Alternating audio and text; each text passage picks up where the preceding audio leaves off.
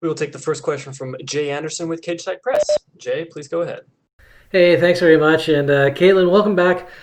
First of all, I mean, obviously coming off the title fight, it didn't go the way you wanted, but was there anything that you could take away from the fight that Valentina that you can use, here, considering you're fighting her sister? Yeah, I mean, just it was another fight camp. I think I train all the time, whether I'm in camp or not, but obviously when you're in camp, it's more specific and more skill, like super like nitpick skill development. So I feel like even like my last two fights, I feel like I've gotten better and learned a lot of new things and kind of improved in areas that I needed to, like in those last camps, and I didn't necessarily get to show it. So I'm still taking the things that I learned in those camps and taking it for this fight and my future fights. And for this fight specifically, it was kind of nice because she's also a southpaw. So a lot of like the my sparring for my last fight was southpaw. So it was like, all right, cool. It's a lot of this stuff we were kind of working on, basic stuff for that I can apply in this fight as well. And you're going from a title fight in a packed arena to one that's going to be essentially in an empty UFC Apex. Does that seem a little surreal how everything's changed so quickly? Um, Not so much. I think like right now it's, everything's been changed so much, like in just our daily life. So, it just kind of the last like 2, 3 months, like we're used to this now, like just things being different. So, it doesn't seem different for me. I mean, I've even before the UFC, like I fought like in small crowds. I haven't fought in Ultimate Fighter, but I help coach, so I've been in that environment. I fought in like middle Ohio in the middle of nowhere in a baseball field. So I'm kind of used to fighting in all different environments. And it was kind of nice because my two teammates, Sojara Eubanks and Claudia Gadea, they fought in Jacksonville last week. So them coming back and, coming back to the gym and training with me and stuff, I kind of got to hear their perspectives of it. And like we train the same way and, have the same coaches. So they liked it. So I know that I'll benefit from this as well. We've heard people say things like, hey, I heard DC's commentary and I actually took his advice. Do you expect that to come into play at all? Yeah, I just hope like it's funny. One of my like couple fights ago, I don't know if it's a good or a bad thing, but I always hear kind of the commentary. I don't know if I'm not paying attention to the fight as much as I should, but I definitely always hear them. And I remember one time I had a fight and it was in the third round, and I was like, it's kind of close, but I think I'm winning. And I remember hearing DC being like, Caitlin's definitely starting to pick up the pace and she's really putting on the pressure on her opponent. And I was kind of like, yeah, you're right. And it kind of like motivated me. So it was funny because I've always thought that I'm like, when DC commentates, I've heard him before and it's helped me. And that was like in a normal arena. So then when people were talking about it, I'm like, man, I hope they're not ruining it. I hope he's not like this time. I'm like, I hope he's not quiet. I want him to keep doing his normal thing. All right, and last one for me. I mean, a win here is kind of interesting because you would have a win over the champ's sister. On the other hand, you've already fought her once. But do you think a big victory here can fast track you back to a title shot? I think her being her sister doesn't have any part in it, but I think a win's a win, whether it was against her sister or anyone else in the division. I just think the only way you get back to the title shot is just, more wins in the division. So I think the sister part doesn't have a play in it, but just getting another win is obviously super important. All right, well, thanks very much and best of luck this Saturday. Thank you. And we'll take the next question from Jeff Wagenheim with ESPN. Jeff, please go ahead. Hey, Caitlin, I would like to ask a question also about the environment you'll be fighting in. I've already talked to a couple of the grapplers about competing in a smaller cage than what is typical for the UFC. For you as a striker, somebody who has really good footwork and moves around a lot, competing in a smaller cage, have you thought about that? And what do you see as particular challenges for you in this one? I don't see it as any challenge for me. My whole life I've like trained boxing, and the cage that I've been training in is smaller. So I'm used to that. And when I box spar, like I've competed in Golden Gloves and have a heavy boxing background. Our rings are even way smaller than the cage. So especially in the gym, they're small. I kind of like it. It kind of pushes the action more. I think it's a smaller cage is better for the fans because it just kind of like pushes the action. And yeah, I can still, the cage is still big. I can still use my footwork and movement and everything just as well. That's an interesting perspective. Of course, you're also competing against another person who has a striking background as well. It's not like you're dealing with somebody who's always trying to take you down.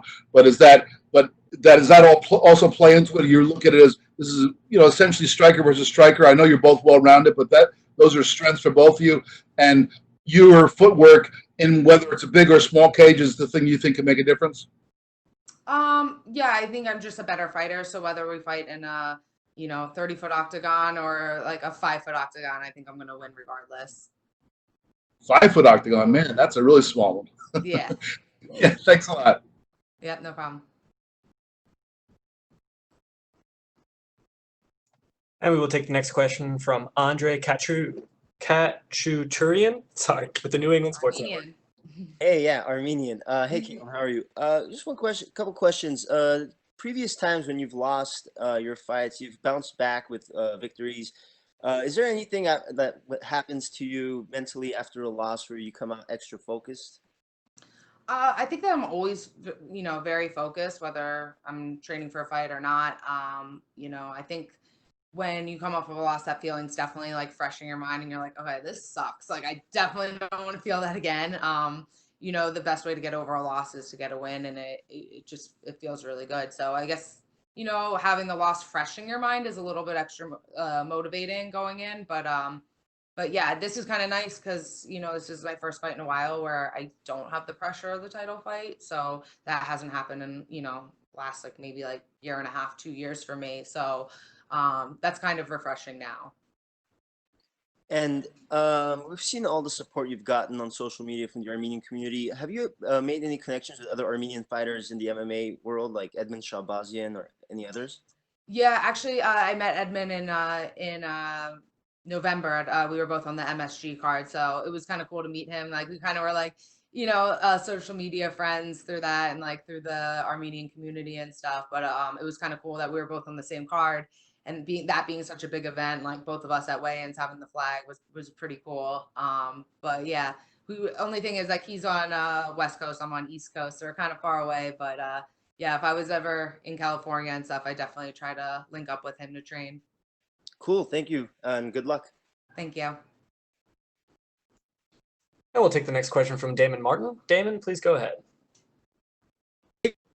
Katlyn, obviously coming off the fight with Valentina, you're still the number 2 ranked fighter in the division. Were you surprised that Antonnina was the fight offer, considering she's ranked a lot lower than you? I mean, it's an interesting story with her being Valentina's sister, but were you surprised that was the opponent you were offered?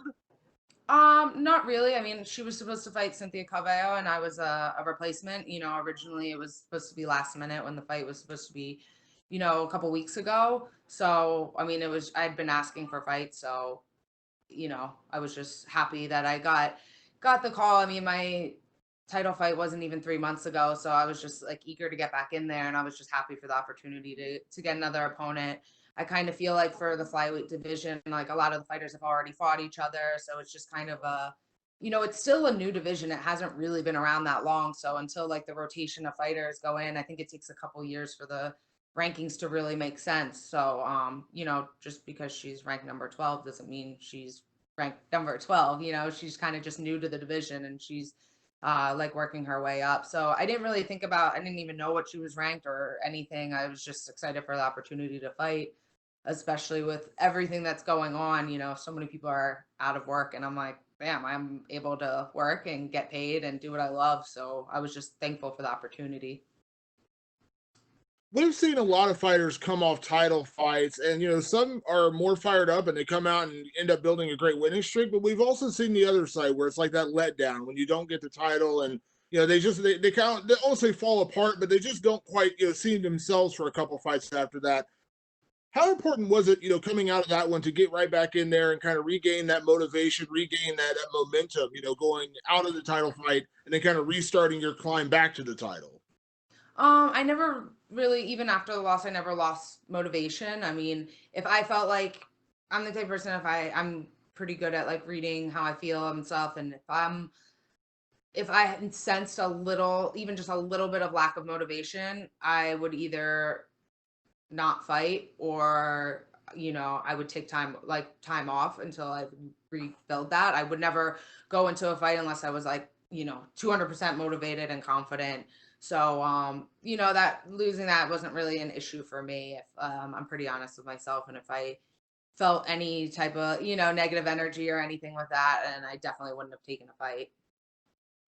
You mentioned the flyweight division is still relatively new, but a big part of a new division is getting that exposure, getting that spotlight. When you had your 2 fights that earned you the title shot, you ended up being on the prelims, and I'm sure you saw they just recently announced, Jessica Ai and Cynthia Calvillo are going to headline a card on June 13th.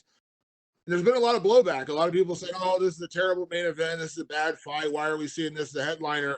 What do you make of like the division, not getting that spotlight? Do you feel like it's good? Why are people having this blowback? Because obviously you and Valentina were a high profile fight, and Valentina's title fights are going to be high profile. But do you feel like it's going to take high profile fights like Jessica and Cynthia getting a main event to finally get more people behind this division?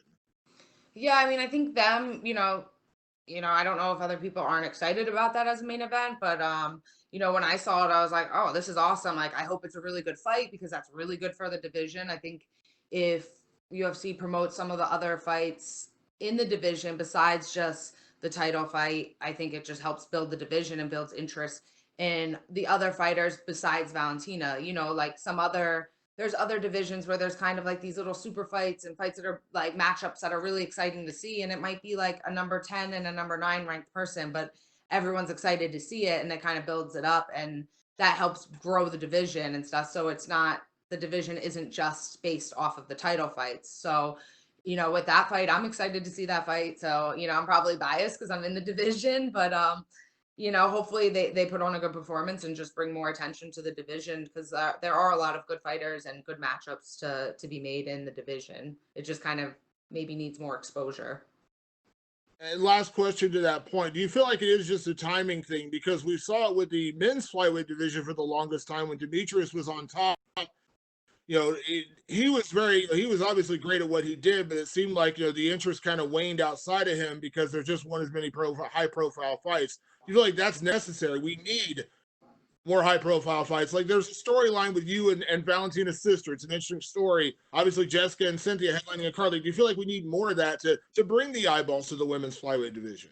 Yeah, and I think, through time, like, that'll develop. I mean, even like the women's strawweight division in the beginning when Johanna was just dominating everyone, it was this almost the same as the flyweight division right now when that first started. And, look at it now. Like there's so many good, feels like it's so deep, but all those girls that are in there now, maybe besides Wei Li, they've been in the division for a while. It's just, it needed time to develop and certain matchups to happen. And, when Ronda was at 135, I'm speaking for the women's divisions because that's kind of just what I follow more. But when Ronda was at 135, it was the same thing. And like, Amanda Nunes was in the division when all that was going on. And like only Ronda's fights got, attention, and now it's a little bit deeper. So I just think through time and, the flyweight division will be up to the same as those.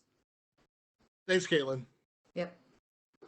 And we will take our last set of questions from Augusto German-Niezge with Somos MMA. Augusto, please go ahead. Hi, Katlyn. How are you? Good. How are you? Fine, thank you. I want to know which aspects do you consider are going to be the key for winning, and what do you need to be careful of on Saturday? I think the keys for me is to just,